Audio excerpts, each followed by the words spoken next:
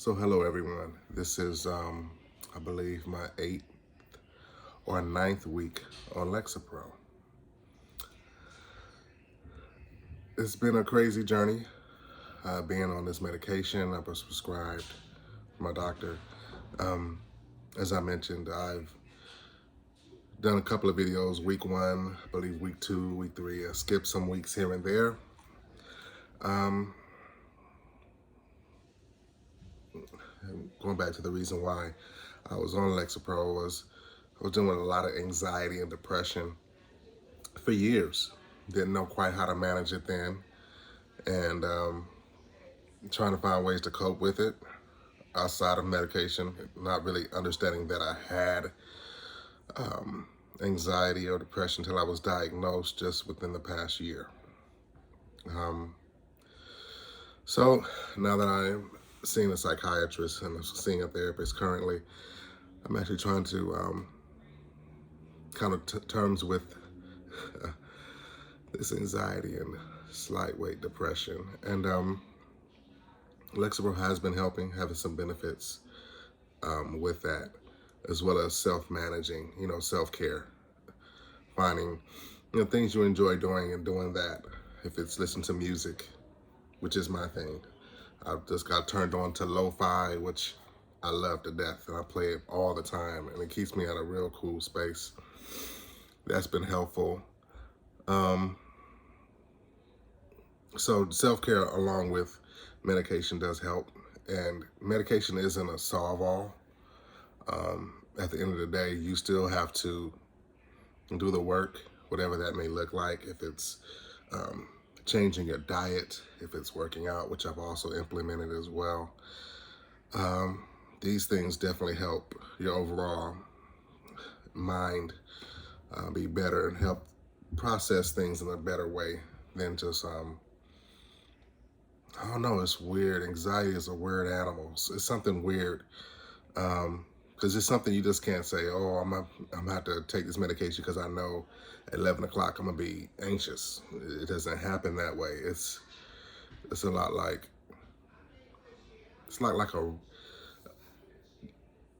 robber. Like you just minding your own business and you have no idea until someone gets up on you that it's happening. And it's like that with anxiety. But with self-care, and with the first stages of medication, it does help with that quite a bit. Now, some of the things I've been having issues with Lexapro is that I've been on a low dosage of 10, I believe, milligrams. And like I said, at first taking it, it was great. But I'm feeling like my body is kind of plateauing on it, like not having much of an effect. So I know they say you shouldn't do certain things while you on it, right? You shouldn't drink, you shouldn't get high, you shouldn't use marijuana, use edibles and stuff like that. And you probably shouldn't. They say that the doctor tells you that. But for me, and if I were to be completely honest, which I want to be, is that I've been doing both. I honestly started using edibles in June, and prior to taking Lexapro, which I started maybe 3 or 4 months later. And I feel like the edibles was like great, but what it does is just keep you in a state of I don't know if a zombie is the right word, but it keeps you in a cloud, and you're aware of what's going on around you, but it's like you just don't care.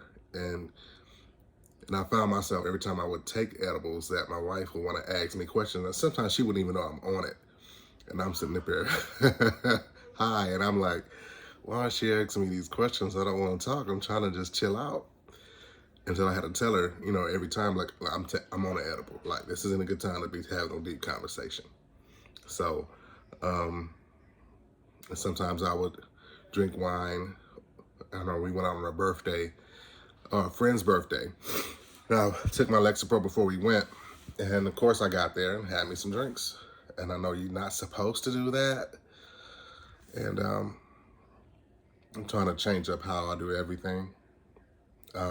Because I know 100% drinking isn't always a solve-all for anything, even though, sometimes you just want to have a drink, like a old fashioned, a smoked old fashioned, or whatever your preference is. And sometimes you may just want to just get off work, and you don't have to be at work the next day. You're like, you know what, I could, I could, do me a dosage of 10% of a edible. It's all good.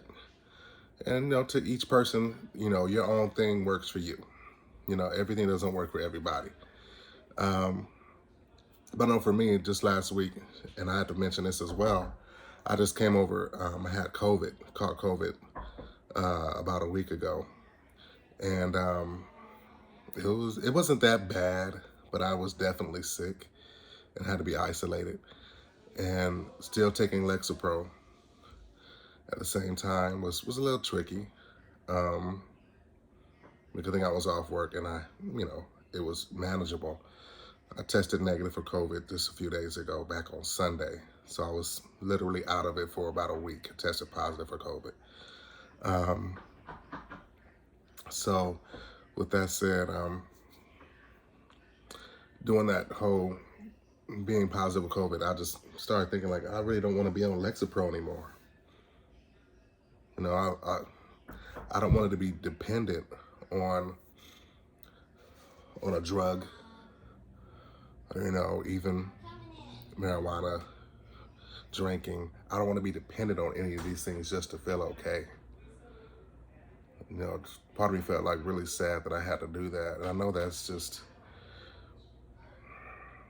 probably just ways of thinking, or me having a standard of what normalcy is, and it really isn't really a flat line thing of what normal really is, especially for African American men like myself, which is the main reason why I'm doing this.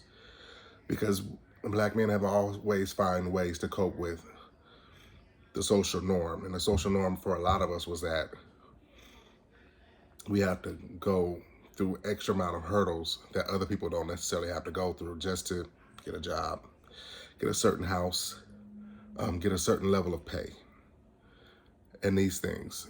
And that kind of attributes to the anxiety, because you want to provide for your family. You want to provide for your wife.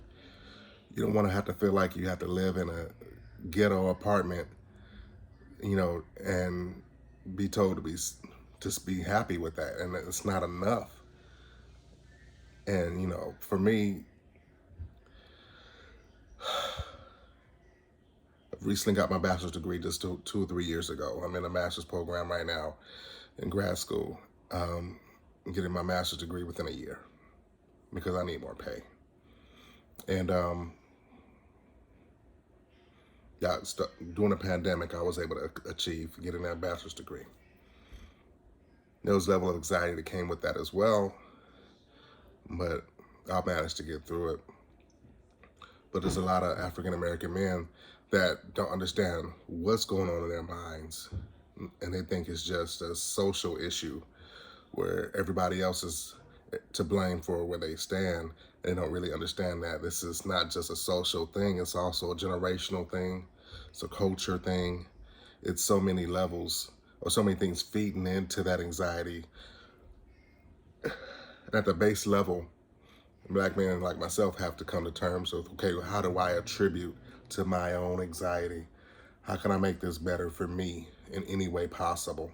Yeah, I'm gonna have to deal with getting a better paying job. Yeah, I'm gonna have to deal with that. Yeah, I'm gonna have to deal with relationship with my wife and my kids, or in-laws, or whatever the case may be. But how can I best make me the best person I can be? And a lot of us African American men don't want to go to therapy. Definitely don't want a psychiatrist, because we think it's a system of control, and that giving someone that level of control kind of reverts us back to slavery. And that's sad, but it's the truth. But if we want to be better, we have to do whatever it takes necessarily, or whatever is necessary to get us to the place we want to be. And sometimes that means looking at what's been the norm for decades and and challenging our way of thinking. Because if that way of thinking was was acceptable in the 60s or 70s, would we be better if we thought differently then? You know, and we just have to hold ourselves to a higher level of accountability.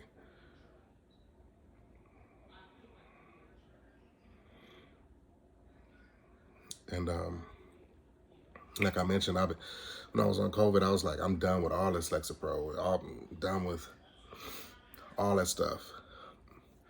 But I know at the end of the day, my objective is to be better for me and be better for my family. And what does that look like? That looks like therapy.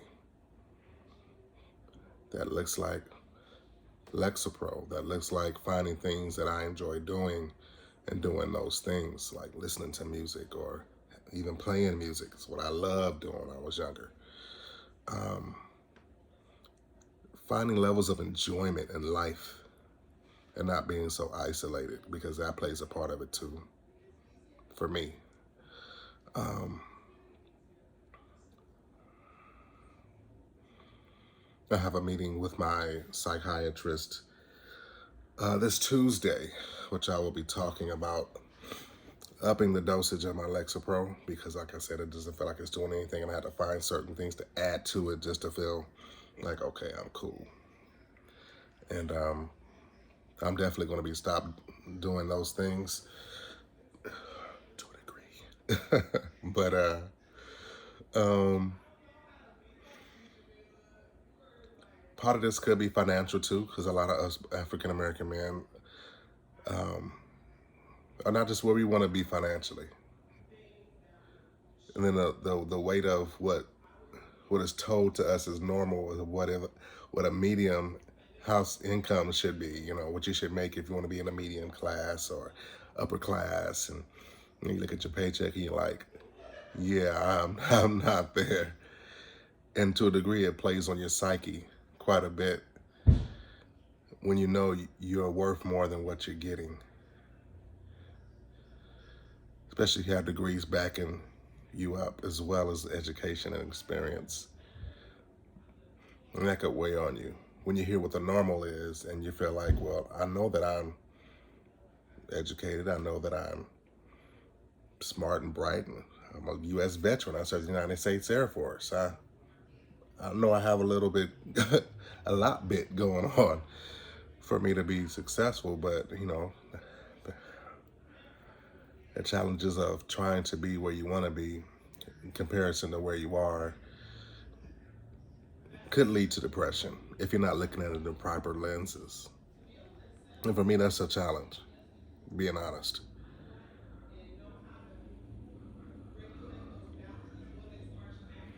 And some people will say, well, if you have money, that solves everything. And I'm like, does it?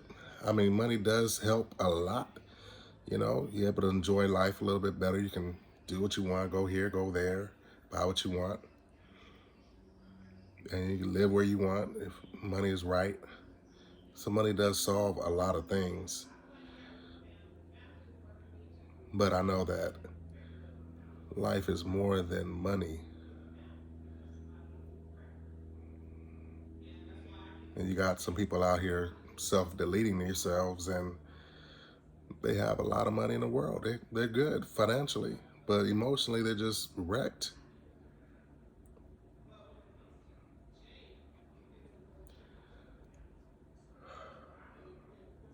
I know I'm just rambling, but I'm supposed to be talking about Lexapro and all this stuff, but it's it's it's a combination of things, right? That can make somebody spin out.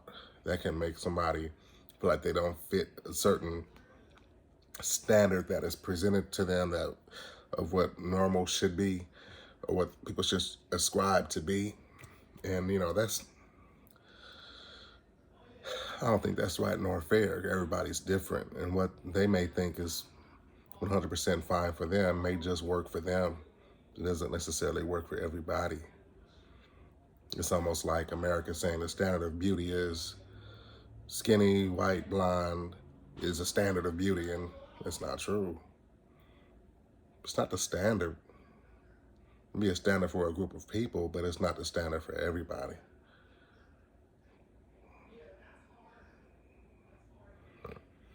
So I say this to tell y'all that y'all watching me. I appreciate you logging into my channel, watching my show.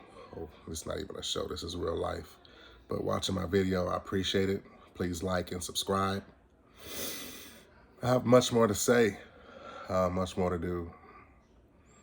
And I appreciate every comment, every question, every suggestion. I appreciate every last one of you.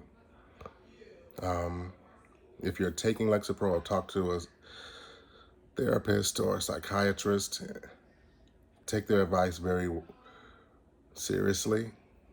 Seriously. Because there's a reason why you called them, right? They didn't call you. And it's good that you're reaching out for help. And if you haven't reached out for help and you feel like something is not quite right, reach out for help. If you don't have nobody to talk to, I'm here. 100%. Everybody should have somebody to talk to. Nobody's left out here by themselves. So, I'll keep you updated with the meeting with the psychiatrist I'm going to have on Tuesday, I believe. And I'll post another video up soon. Any questions, concerns, likes, all that stuff, hit me up. I appreciate it all. And I'll keep in touch. Y'all have a good one.